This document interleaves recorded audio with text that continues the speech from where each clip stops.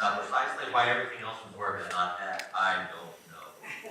Nick, we need to have a conference this week. So, I don't know. Prayer service for the video system, something. We're in the book of Ephesians, 2nd chapter. And it's a large section of scripture we're going to be talking about today, but 11 through 22. You know, it seems like we're in a crisis in our society, and right now we're watching, particularly in South Chicago, and it's publicized on the news. It's not the only place in the country, but it's what's caught all the news attention, and the violence that's going on there. It seems like we're just bombarded by one incident after another. And it's not even newsworthy unless it's 5 or 6 people who lose their life all at once. It's just that way. We've become hardened to it. It is just such a gruesome thing and a violent place right now. It's just shocking. And it's powerfully organized. It's ruled by the gangs, that part of the world, and they're entrenched gangs. This is not something that has come up new. Some of these gangs have been in business, you might say, for many years, going way back before even the turn of the century. It's a town that was ruled in many ways by gangs, by organized crime. And it seems to have taken that part of Chicago, at least, and turned it on its head. It's a society that knows nothing of living a productive life, of being able to go out and have a good job and make a good living, and to be a productive part of society. It just seems to be turned entirely upside down. So how does somebody growing up in that society escape? You have to ask yourself, how in the world can you ever have a different life there? Because nobody is taught the work ethic to get out and have that steady job. They aren't available to many people. There aren't any of those jobs there. And people who finally decide that they need something like that come to a place where they have this criminal record that is so long that nobody wants to hire them. And so they're caught in these situations. It's a place that's economically depressed, so there just aren't a lot of jobs or opportunities. Even beginning jobs for a person can begin to establish themselves and move forward. The jobs that many are available are just minimum wage. They can hardly afford to make a living like that. It's a heartbreaking idea that people are trapped in this system of life and that there's no escape. They don't have the ability to lift themselves up and go on, as much as we would like them to be able to do that. The truth is, it's broken people in a broken world. And just because we're not in South Chicago doesn't mean that we don't suffer from the same thing. We are broken-hearted people because of the choices that we and our families have made. We've been taught behaviors that are destructive. We've been taught lifestyles that don't lead us anywhere. We're a broken people. And Paul was addressing a society much like this. A society in Ephesus that was as far away from the God of the Bible as you can imagine. People who belonged to pagan temples and to that lifestyle and everything that went with it. Let me read the first 2 verses, verses 11 and 12 of chapter 2.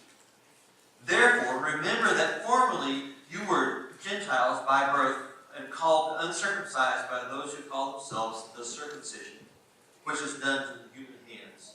Remember that at that time you were separate from Christ, excluded from citizenship in Israel, and foreigners to the covenants of the promise, without hope and without God in the world.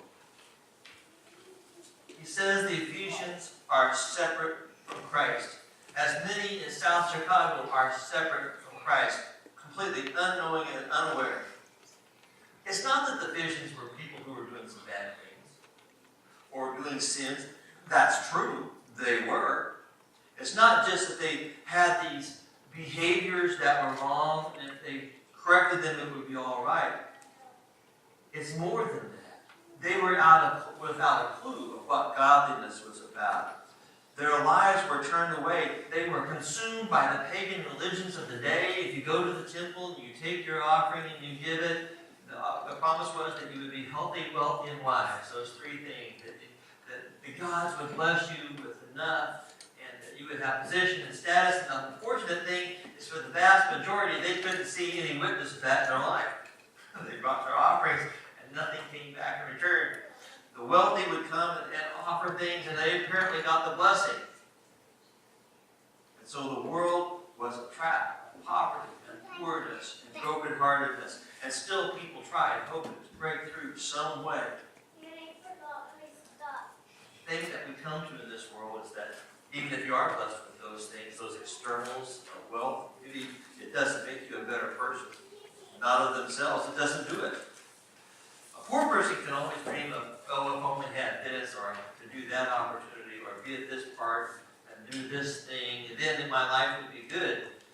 But people find, when they find success, whether it's in their business, in their careers, in things they possess, their status in the community, everybody finds that they come to a broken-hearted place where it doesn't fulfill them like they thought it ought to. It doesn't make them that better person that they ought to be.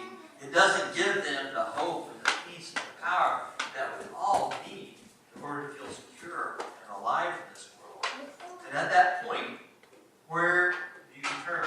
You see, this is what Paul's talking about. He says, you were foreigners to the covenants and the promise. Those two things, the covenants and the promise. When God deals with people in the Old Testament, and for us in the New Testament too, we just don't realize it quite the same. He would make a covenant with them. Not really a contract. It's not quite the same thing as we have with a contract. Because a covenant between God and you is God dictating terms, and you have the choice of accepting them. You're not, let's make a deal, okay? No, let's make a deal. God gives the terms, and you have the choice of accepting them and following them or not. And that's what God had done with Israel. He says, I want you to be my people, I want you to follow these instructions, and your life will be good in me when you do those things. That's the covenant. But the people of Ephesus had been totally excluded. They were Gentiles. They were the uncircumcision, not marked by the mark of God on people's lives. And so they found that they were on the outside of that. They did not have the covenant, and therefore they did not receive the promise of a place with God in His ecosystem of life that He wanted to make around them. They didn't have the opportunity to live in His presence and by His power and with the hope that only He brings to people. They were on their own, and it's hard on your own. That's exactly this point. You did not have the covenants. You did not have the opportunity. You did not have the promise of the one true God to make your life work. But he follows up in verses 13 and 14. But now in Christ Jesus, you who were once far away have been brought near by the blood of Christ. For He Himself is our peace, who has made the two groups one, that is, Jews and Gentiles, the uncircumcised and the circumcised. He has made the two groups one and has destroyed the barrier, the dividing wall of hostility. God broke it down in Jesus Christ. Here comes the promise. Here comes the promise. Talking about Jesus, Paul says, He is our peace. He didn't say He gives us peace. He doesn't say if we follow Him and follow His instructions, we're going to have peace. It says that Jesus Himself is our peace. How long has there been conflict between the Jews and the un-Jews in the Middle East? You know, we think of this, maybe back to the 60s, the 6-day war when the Jewish nation was established, or one of the other conflicts that goes on there.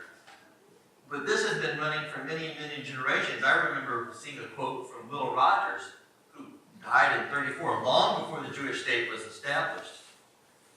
He had a solution for the problem between the Jews and the Arabs. He said he was going to gather up all the Jews, and they were going to build a country for them in Norway, and then not tell the Arabs where they were. That's what he said. What else are you going to do?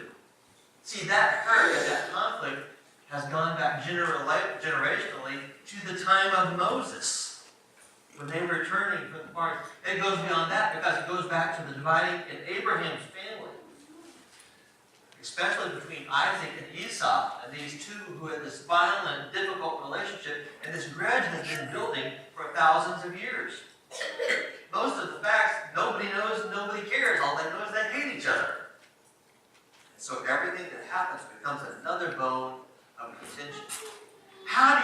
straighten all that out. How do you find a way to pacify everybody, to give everybody their due so that they're at peace with one another? You can't. You can't go back and do the things that happened how many thousand years ago.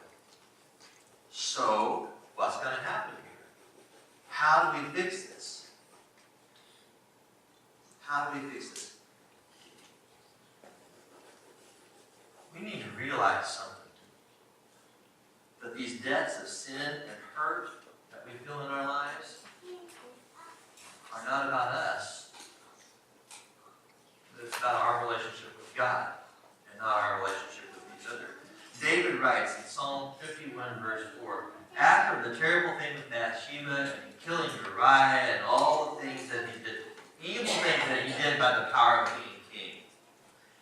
And in his psalm, where he deals with this issue of sin, he says these words to God,